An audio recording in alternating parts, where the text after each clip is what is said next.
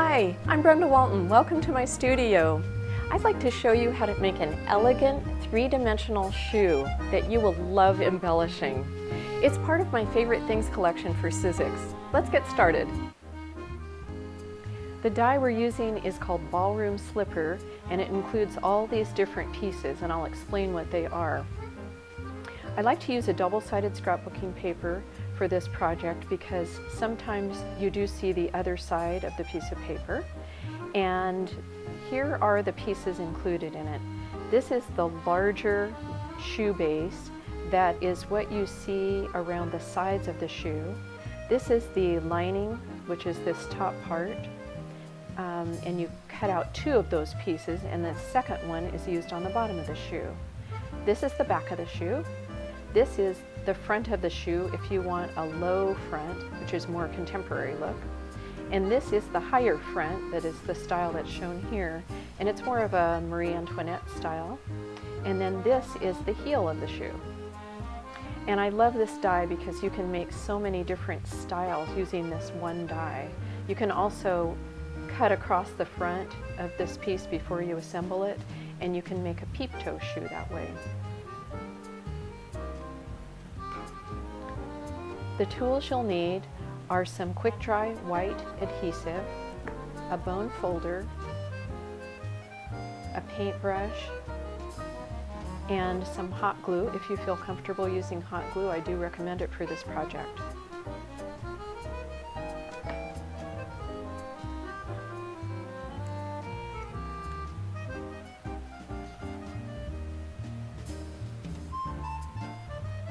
We'll begin by assembling the heel. You'll notice that there are several tabs that you can fold back on the heel, and you end up making what's kind of like a little box.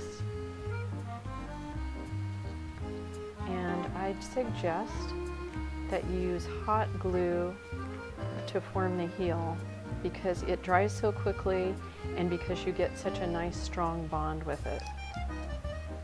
I'm just using a paintbrush to press down my tabs. Your last tab is going to fold in like that, and we'll just give that a few dabs of hot glue.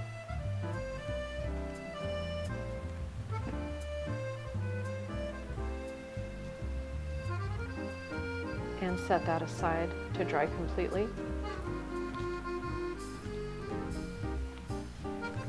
Next, we're going to take the shoe lining, which is this part here, and we're going to attach the front of the shoe and the back of the shoe to it. I'm going to make the Marie Antoinette style for this. First thing to do is fold in the tabs, and that becomes the very front toe of the shoe. And then I'm going to place it on top of the lining and turn both of those pieces upside down, and then line up the very point with the point of the top of the shoe, and then start gluing the tabs down. And what I like to do is glue the two frontmost tabs down first and then do the others.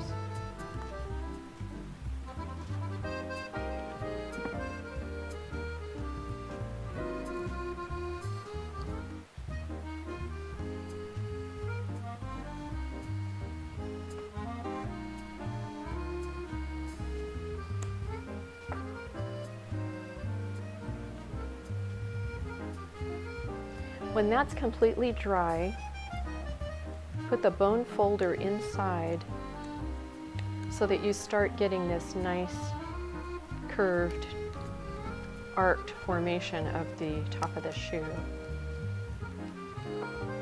And then you can go ahead and put some hot glue on those tabs on one side. Just do one side at a time.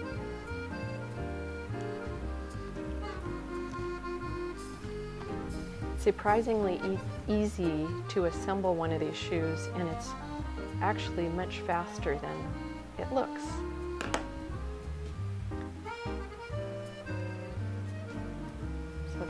first side done, and then the second side. And you can see I've got my bone folder inside just to have something to press against. Okay, then I'll flatten those down. That looks great. Now for the back of the shoe. Because I'm using double-sided scrapbooking paper, I can decide whether I want that side of the paper to be on the inside or that side of the paper. And I kind of like that side. So therefore, I will fold my tabs toward that side.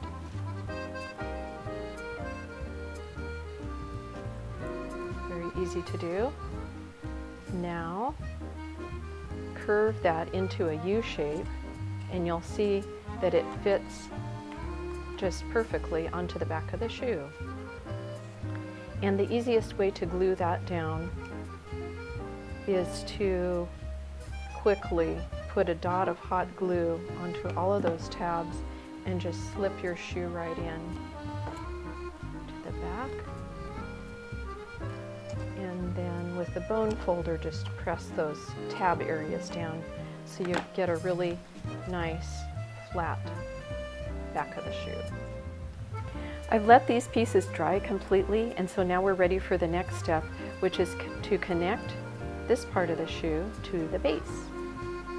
And to do that, I'm going to use a combination of white glue, kind of in the inner area of the shoe, very light application of that. And then around the edges, I'm going to use just a very thin line of hot glue.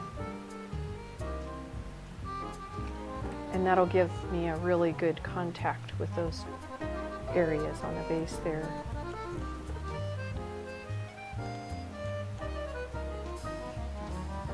I'm just smoothing that out using the bone folder. That looks great. If you wanted to make just a slipper, you might want to stop here and not put on the heel, but I would like to do more like a high-heeled shoe, so I will put that on. This piece, of course, you would use if you wanted the lower, more contemporary, kind of modern-looking style, but we won't be using that one today. Now we'll glue the heel onto the base, and the side of the heel that's going towards the back is the slanted side. I use hot glue to apply that heel because it really needs to be a strong bond. And it will lie very flat on the base of the shoe.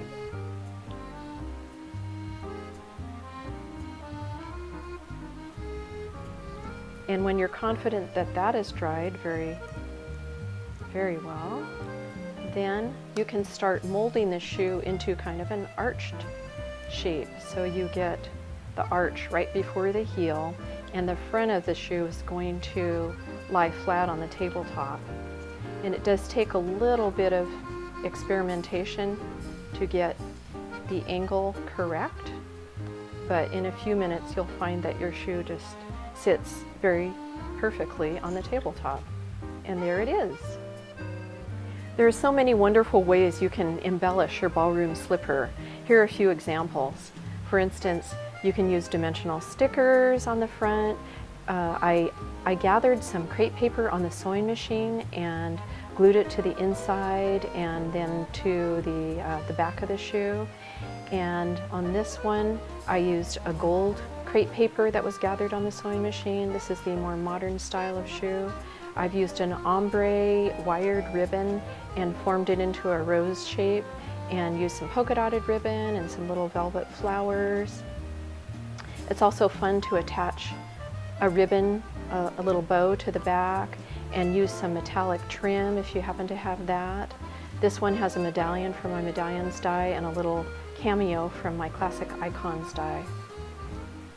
This one is more of a slipper idea because I've left off the heel. It'd be cute to put a little button on that as a little low heel.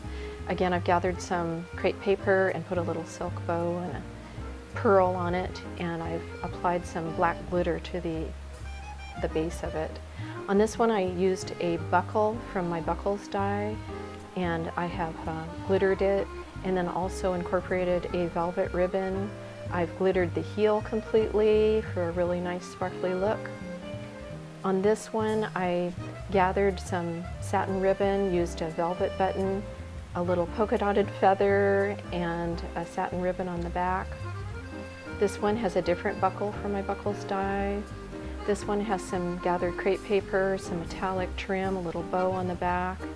And this one uses a vintage postcard and a little banner that I made and a ribbon, so that if you wanted to hang one of the shoes up on a tree or a window or something, that would make it really easy to do that.